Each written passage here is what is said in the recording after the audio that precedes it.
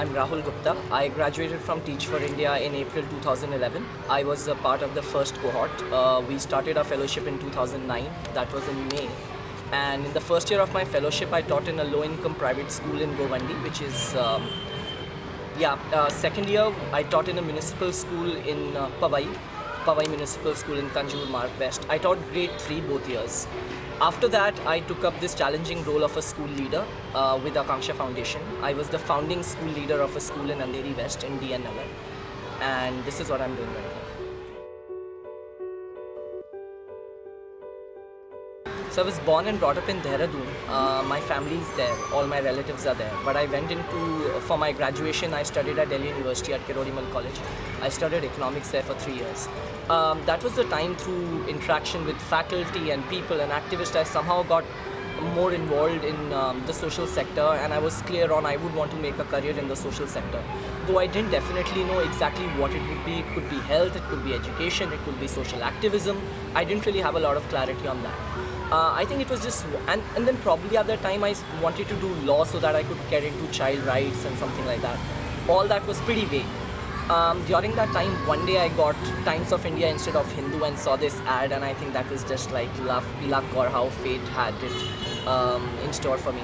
And then I applied to Teach for India, got selected, and was really, really happy and excited to join. And then joined Teach for India, relocated to Mumbai, and was super excited about it. But one thing that I'd like to add here is that at that point of time, like joining Teach for India was more like this romantic picture of entering a slum and changing the world. We knew we'd be working as educationists and working in education. It sounded more like a leadership program. I didn't really have a lot of clarity on what I would be doing. And even the concept of excellence in education was something I couldn't exactly relate to, because that is something we hadn't spoken about earlier. And I think all my touch and all my contact with the notion of excellence, what is it, how do you perceive for that, how do you work towards that, I think that was all something that came through the fellowship. So I won't be able to talk about one particular experience right now, but I'll just say that probably when I entered Teach for India for this 2-year fellowship, I didn't come in to be a teacher for life. I didn't come in to be in education sector for life. It was more like a leadership program. Had it sounded more like a teaching program, I would probably not have joined at all. But I think it's just that the classroom teaches you so much.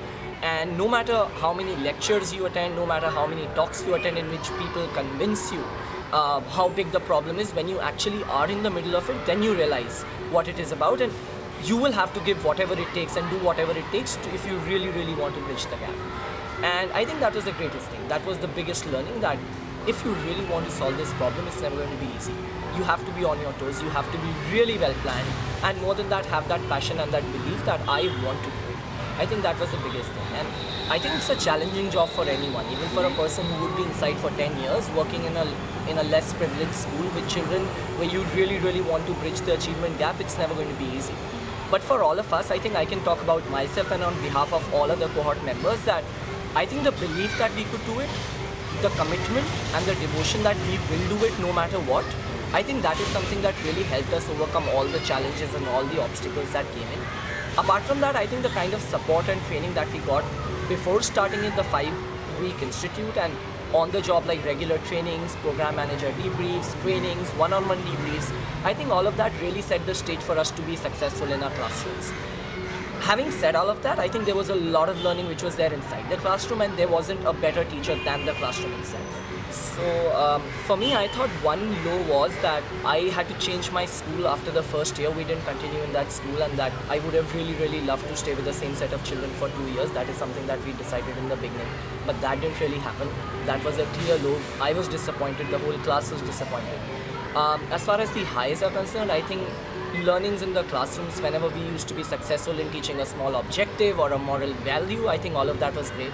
The support that parents showed, the community showed for us, and the way the children were looking at the new model, I think with a lot of excitement and with a lot of joy, I think all of that was good.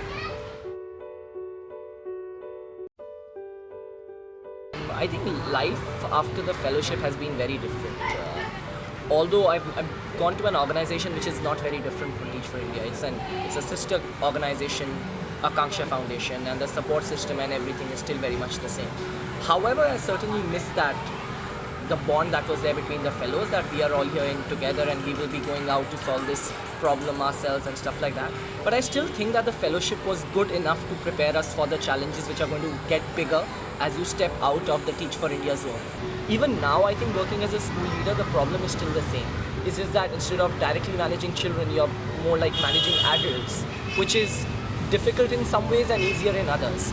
But the idea, the objective and the vision is still the same. In the next few years, I want to be going back to Uttarakhand and work. That's the place where I come from. And I'm not too sure if I want to build schools right now, because for me, scale is extremely important. But I would, and I also feel that we don't necessarily need a parallel system of schools with the government system. I would somehow want to enter the government system or work in after-school programs for children in government schools.